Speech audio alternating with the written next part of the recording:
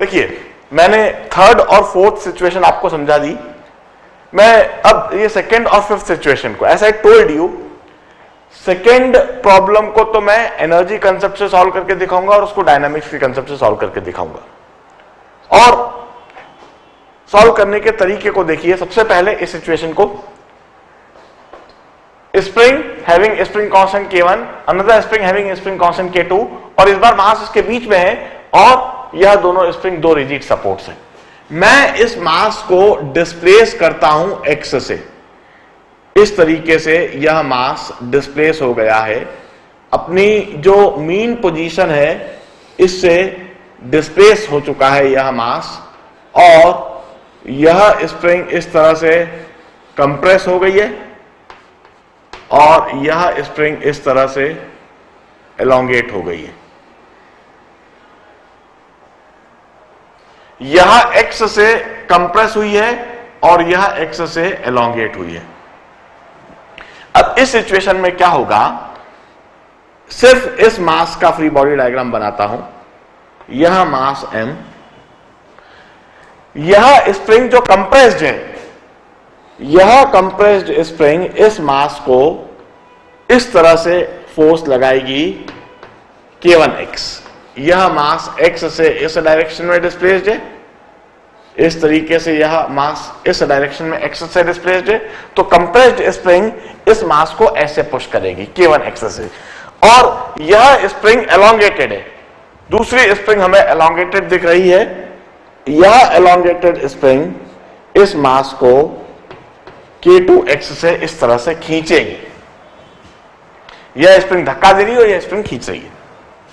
इन दोनों स्प्रिंग की वजह से फोर्स एक ही डायरेक्शन में है। स्प्रिंग 1 भी इसी डायरेक्शन में K1x से फोर्स लगा रही है, स्प्रिंग 2 भी इसी डायरेक्शन में K2x से फोर्स लगा रही है, और दोनों की वजह से जो फोर्स है that is opposite to displacement.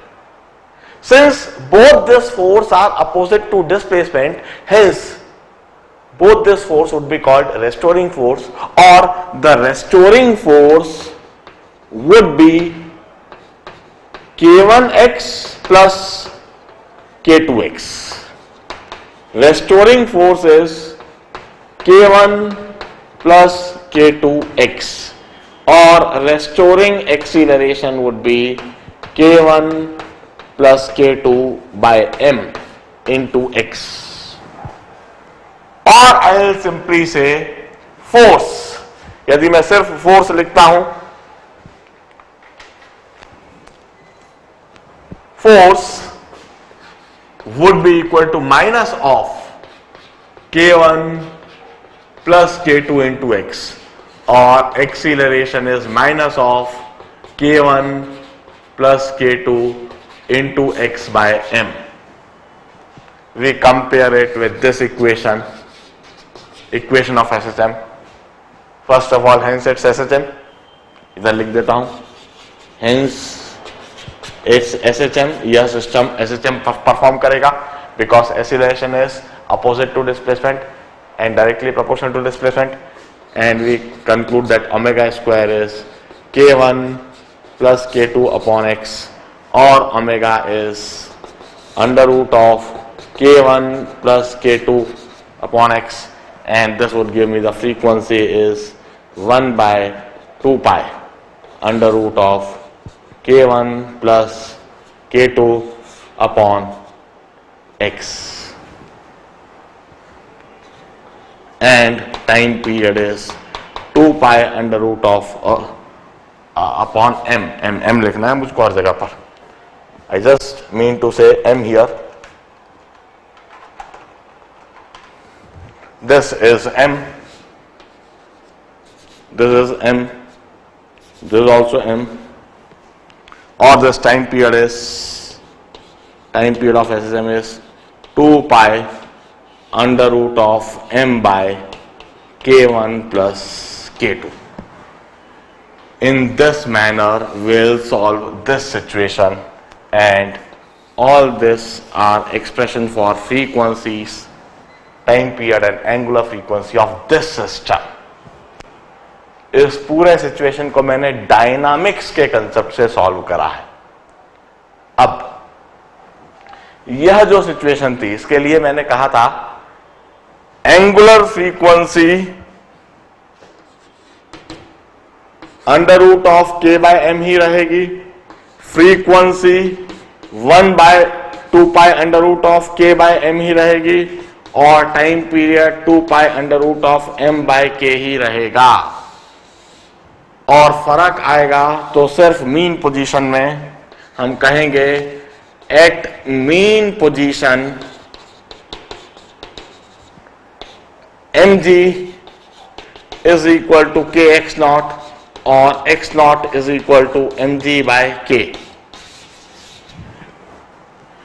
As I told you कि यह पार्टिकल SHM करेगा और SHM की एंगुलर फ्रीक्वेंसी और टाइम पीरियड वही रहेगी, फर्क सिर्फ आएगा मीन पोजीशन में। मैं इस बात को अब समझाता हूं, मगर इस बात को समझाने के लिए मैं इस्तेमाल करूंगा एनर्जी कंसेप्ट। मैं एनर्जी कंसेप्ट से इस सिचुएशन को समझाऊंगा। मेरे दो उद्देश्य हैं, जैसा मैंने कहा है। मैं एनर्जी कंसेप्ट को भी रिवाइज करना चाहता हूं, वर्क पावर एनर्जी किस तरह से इधर लगाएंगे, और मैं यह भी समझाना चाहता हूं कि SHM करेगा और SHM में की angular time period, angular frequency, time period और फ्रीक्वेंसी में कोई फर्क नहीं आएगा। तो दो पर्पस मेरे हल होते हैं। सॉल्व करने के तरीके को बड़े ध्यान से देखो। आई होप ये चीज समझ में आ गई है। इसको देखिए, सबसे पहले मैं इसकी मीन पोजीशन देखता हूं। This is at its mean position. यह सिचुएशन इस समय मीन पोजीशन है। एट मीन पोजीशन यह L प्लस एक्स नॉट से एलोंगेटेड है। L is the natural length, L is it's natural length, और यह एक्स नॉट से एलोंगेटेड मुझको दिख रहा है। मीन पोजीशन पर यदि यह मास रेस्ट पर रहा, इस सिचुएशन पर यदि यह मास रेस्ट पर रहा, तो इनफाइनाइट टाइम तक यह रेस्ट पर ही रहेगा, कोई SHM नहीं होएगा। मीन पोजीशन पर यदि यह रेस्ट पर रहा तो इनफाइनाइट टाइम तक यह रेस्ट पर ही रहेगा, कोई SHM नहीं होएगा। SHM तब होएगा जब इस पोजीशन पर इस मास को कुछ वेलोसिटी दे दी जाए। इस सिचुएशन पर यदि इसको कुछ वेलोसिटी v0 दे दी गई, इस सिचुएशन पर यदि इसे कुछ वेलोसिटी v0 दे दी गई एट मीन पोजीशन, जब mg equal to K x naught है, जब x naught equal to mg by k है, इस समय पर इसको कुछ वेलोसिटी, एक इंपल्सिव फोर्स लगा दिया गया जिसकी वजह से नीचे जाने लगा, तो क्या होगा? एट एनी इंस्टेंट, एक ऐसा टाइम इंस्टेंट आएगा, एट एनी इंस्टेंट यह सिचुएशन बनेगी। एट एनी इंस्टेंट t यह L प्लस एक्स नॉट तो ऑलरेडी था ही, प्लस x हो जाएगा, मतलब कि यह अपनी इस पोजीशन से x से नीचे चला जाएगा। यह अपनी इस पोजीशन से x से नीचे चला जाएगा, और इस समय पर इसकी कुछ वेलोसिटी होगी v। इस समय पर इसकी कुछ वेलोसिटी है v।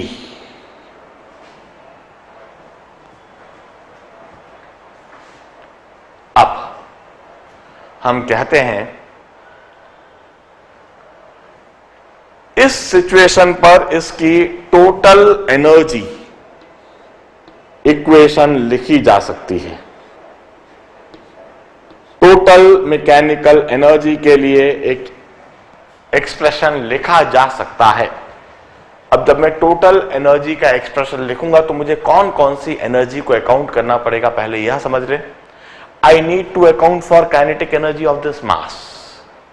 इस समय पर इस मास की वेलोसिटी है v, इस वेलोसिटी की वजह से इसकी काइनेटिक एनर्जी होगी हाफ mv², प्लस इसके अलावा और कौन सी एनर्जी है? स्प्रिंग मास सिस्टम है, स्प्रिंग मास सिस्टम में मास की काइनेटिक एनर्जी लिख ली। इसके अलावा यह जो स्प्रिंग है जो इस समय एलोंगेटेड है एक्स नॉट प्लस एक्स से, इसकी भी एक पोटेंशियल एनर्जी होगी, potential energy due to elongation, और वह potential energy due to elongation होगी half K x naught plus X whole square. यह स्प्रिंग की पोटेंशियल एनर्जी। क्या इस सिस्टम की सिर्फ काइनेटिक एनर्जी और यही पोटेंशियल एनर्जी होगी? क्या काइनेटिक एनर्जी ऑफ मास और पोटेंशियल एनर्जी ऑफ स्प्रिंग, क्या इस सिचुएशन में सिर्फ यही दो एनर्जी लिखी जाएंगी? नहीं, एक और एनर्जी रिकॉल करो। यह सिस्टम वर्टिकल डायरेक्शन में है, वर्टिकल डायरेक्शन में मूवमेंट हो रहा है, और वर्टिकल डायरेक्शन में मूवमेंट करते हुए सिस्टम के लिए ग्रेविटेशनल पोटेंशियल एनर्जी भी हमें सोचनी होगी। इस मास, जब यह मास अपने मीन पोजीशन से नीचे आया है, नीचे डिस्प्लेस हुआ है, एक्स से नीचे डिस्प्लेस हुआ है, तो इसकी ग्रेविटेशनल पोटेंशियल एनर्जी में भी फर्क आया है। मैं मीन पोजीशन पर ग्रेविटेशनल पोटेंशियल एनर्जी को 0 असाइन कर देता हूं। Gravitational potential energy is a reference based energy. यदि यह रेफरेंस बेस्ड एनर्जी है तो उस रेफरेंस को मैं क्या असाइन करता हूं कि जब यह पार्टिकल अपनी मीन पोजीशन पर है, उस समय पर इस पार्टिकल की ग्रेविटेशनल पोटेंशियल एनर्जी 0 है। यदि वह रेफरेंस है तो उस पोजीशन से यह पार्टिकल एक्स से नीचे गया है, तो इसकी ग्रेविटेशनल पोटेंशियल एनर्जी कम हुई है, और एक्स से नीचे जाने पर इसकी gravitational potential energy mg x से कम हुई है। This is the expression for gravitational potential energy of the mass.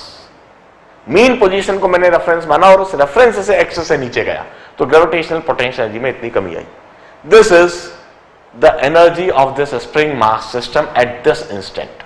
इस इंस्टेंट पर इस स्प्रिंग मास सिस्टम की यह एनर्जी है, और इस एनर्जी को मैं चाहूं तो, since energy is conserved, तो इस एनर्जी को मैं इस मीन पोजीशन पर जो एनर्जी है उससे इक्वेट कर सकता हूं, half mv not square plus half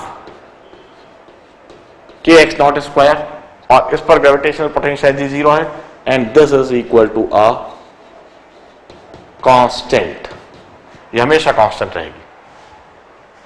यह कंसेप्ट है energy concept, energy conservation principle ही यह है कि total mechanical energy at mean position must be equal to total mechanical energy at any instant. Energy must remain constant. अब जो मैं कहता हूं तो बेसिक लॉजिक है, since energy is constant, therefore dE by dt must be 0। यह energy concept है। This is the basic energy concept. Eight any instant energy is constant, hence dE by dt must be 0। मैं यह logic लगाऊंगा और इस dE by dt को मैं 0 कर रहा हूं। dE by dt को 0 कर रहा हूं मैं अब बहुत एलाबोरेट में लिखने की आवश्यकता नहीं समझता।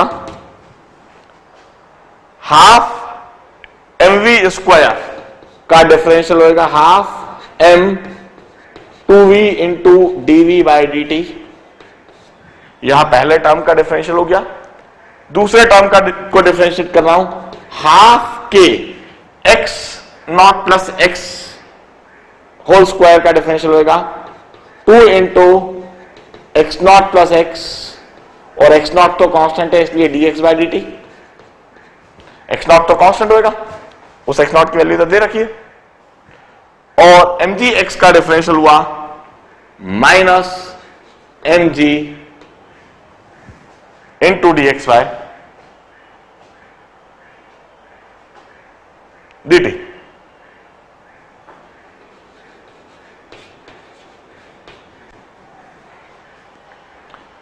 इस तरीके से मैंने इस इक्वेशन को डिफरेंशिएट कर दिया और उसके डिफरेंशियल को 0 कह दिया। अब जरा देखिए, इसे डिफरेंशिएट कर देने के बाद, इस तरह से लिख देने के बाद, what I will do is dv by dt को, ये 2 से 2 कट गया, पहले यह 2 से 2 कट गया, यह 2 से 2 कट गया, और इस mg की जगह मैं kx0 लिखूंगा। इस mg की जगह पर मैं kx0 लिखूंगा। 0 is equal to m into v और dv बाई dt की जगह acceleration, m into v dv by dt की जगह पर acceleration, v is rate of change of v is velocity, dv by dt is rate of change of velocity, that is acceleration, plus k x0 plus x dx by dt की जगह velocity minus mg की जगह पर kx0 into velocity. और अब आप देखिए kx0 into velocity, kx0 into velocity, यह टर्म कैंसिल हो जाएगी, यह टर्म और यह टर्म कैंसिल हो जाएगी, और वहां पर जो अब दिखने लगेगा that is 0 is equal to mass common, m into A common, plus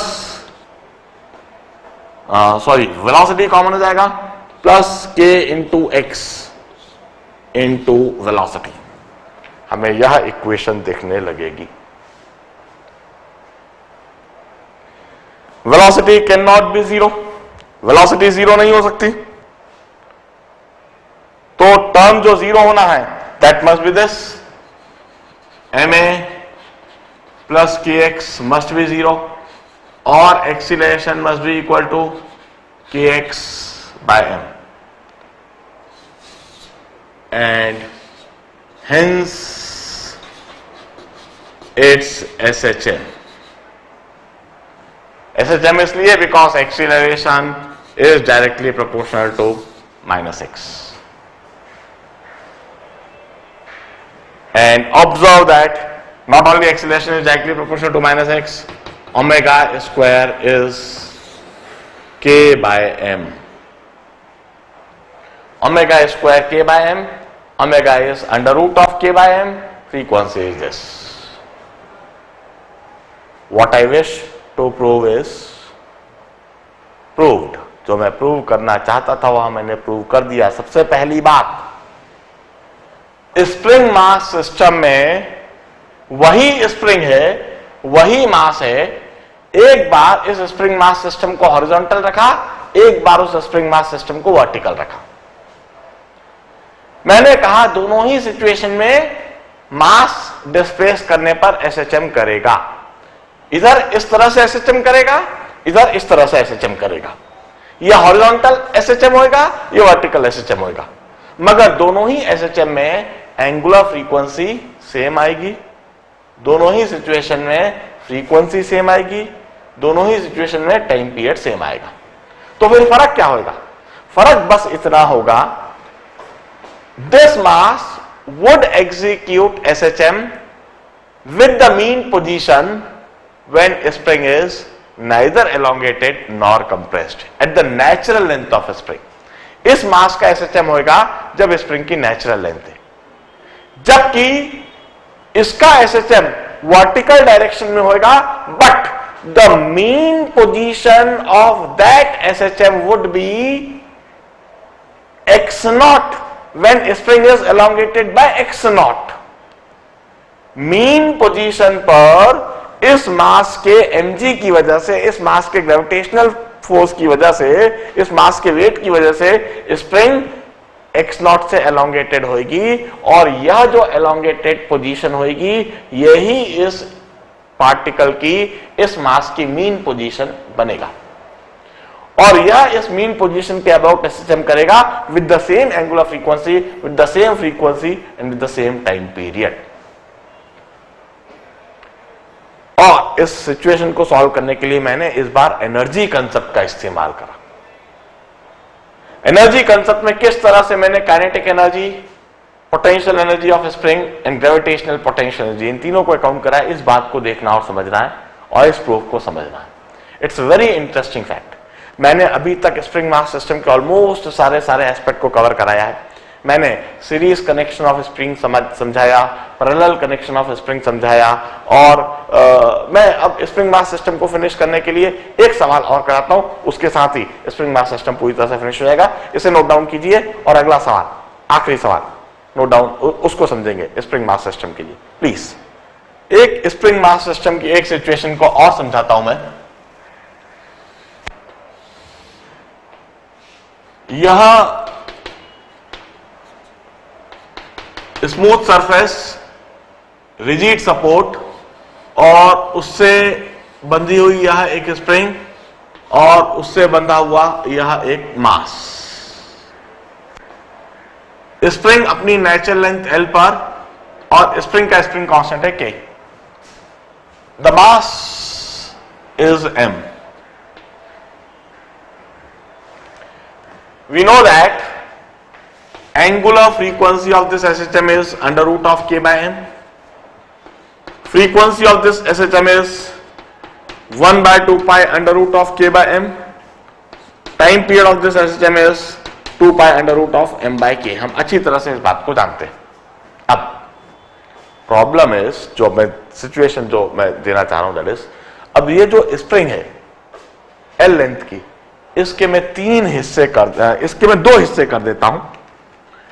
इसके दो पार्ट में इसको ब्रेक कर देता हूं इस तरह से।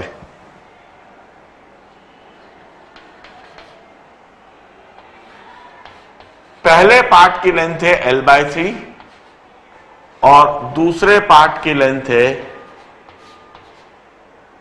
2L/3। इस तरह से मैंने इसे दो में ब्रेक कर दिया है। अब मैं क्या करता हूं, इसी मास को इन्हीं दोनों स्प्रिंग के बीच में इस तरीके से रख देता हूं। मास वही है, मास में कोई फर्क नहीं, M मास। यह L/3 लेंथ की स्प्रिंग इधर आ गई और 2L/3 लेंथ की स्प्रिंग इधर आ गई। अब इस सिस्टम के लिए आप एंगुलर फ्रीक्वेंसी की नई वैल्यू क्या कहेंगे, फ्रीक्वेंसी क्या होगी और टाइम पीरियड क्या होगा? नहीं। Right the expression for this and compare them with the initial results. यह काम अब आपको करना है। मैं फिर वापस समझा देता हूं। स्प्रिंग मास सिस्टम, स्प्रिंग की लेंथ L, स्प्रिंग का स्प्रिंग कांस्टेंट K, मास है। एक सपोर्ट से स्प्रिंग बंधी हुई, दूसरे सपोर्ट से दूसरे एंड पर इसका मास है। यह मास SHM करेगा इस तरह से। यह जो SHM होगा इसकी angular frequency under root of K by M, frequency 1 by 2 pi under root of K by M, time period 2 pi under root M by K। इस स्प्रिंग के दो हिस्से करें। एक हिस्सा है, एक पार्ट है L/3 लेंथ का, दूसरा पार्ट है 2L/3 लेंथ का। इसी मास को अब मैंने इधर रखने के बजाय इन दोनों के बीच में रख दिया और इन दोनों स्प्रिंग को दो रिजिड सपोर्ट से बांध दिया। अनएलोंगेटेड है, अनकंप्रेस्ड है। अब यह मास इस तरह से रखा हुआ है। वंस अगेन यह SHM कर सकता है। अब जो यह SHM करेगा, इसकी नई एंगुलर फ्रीक्वेंसी, नई फ्रीक्वेंसी और नया टाइम पीरियड क्या होगा। 3 मिनट का समय दूंगा सोचने के लिए और 3 मिनट के बाद मैं समझाना चालू कर दूंगा how to solve, how to attack this problem and how to conceptualize this situation. फटाफट सोचिए 3 मिनट के अंदर। Okay, now I have given you ample of time. 3 minute बोल के मैंने इनफैक्ट 5 मिनट दे दिए। अब बताता हूं कैसे करना है। देखिए, हम सबसे पहले यह जो स्प्रिंग है L लेंथ की, इसको 3 हिस्सों में तीन हिस्सों में डिवाइड करके देखते हैं। यह स्प्रिंग का यह लेंथ L/3, यह लेंथ भी L/3 और यह लेंथ भी L/3, यह L/3, यह L/3, यह L/3, तीनों इक्वल लेंथ की तीन स्प्रिंग में इसको डिवाइड कर दिया। अब यदि यह स्प्रिंग तीन इक्वल लेंथ की है, L/3 लेंथ की है, तो इनका स्प्रिंग कांस्टेंट क्या होगा? हम कहते हैं इनका स्प्रिंग कांस्टेंट होगा 3K, इसका 3K, इसका भी 3K। यह बात मैं कैसे लिख रहा हूं? इस बात को लिखने के लिए मैं वापस वही कंसेप्ट रिकॉल करता हूं। Spring constant K is gamma A/L और spring constant K is inversely proportional to length. Spring को दो पार्ट में डिवाइड करा जाएगा तो दोनों पार्ट का स्प्रिंग कांस्टेंट 2K 2K होगा। तीन पार्ट में डिवाइड करा तो तीनों पार्ट का spring constant 3K 3K 3K, ठीक है ना। अब मैं क्या करता हूं, इस पार्ट को तो ऐसा कैसे रखूंगा 3K, और इन दोनों पार्ट को मैं जोड़ दूंगा, सीरीज में कनेक्ट कर दूंगा। यदि इन दोनों पार्ट को मैंने सीरीज में कनेक्ट कर दिया इस तरह से, तो यह दोनों मिलकर इस तरह की स्प्रिंग बन जाएगी 2L/3 लेंथ की। अब सीरीज में कनेक्टेड इन दोनों पार्ट के लिए स्प्रिंग कांस्टेंट क्या लिखा जाएगा? मैं कहता हूं 3K/2। Series connection of spring का कंसेप्ट लगा दिया। कैसे भाई? 1/K dash is equal to 1/3K plus 1/3K। Series connection के लिए हमने यहां एक्सप्रेशन लिख रखा है 1/K of spring constant is 1/K1 plus 1/K2, तो 1/K1 प्लस 1/K2। तो इस तरह से यह K डैश 3K/2 आ गया। इस तरह से यह स्प्रिंग का स्प्रिंग कांस्टेंट 3K हुआ, इसका हुआ 3K/2।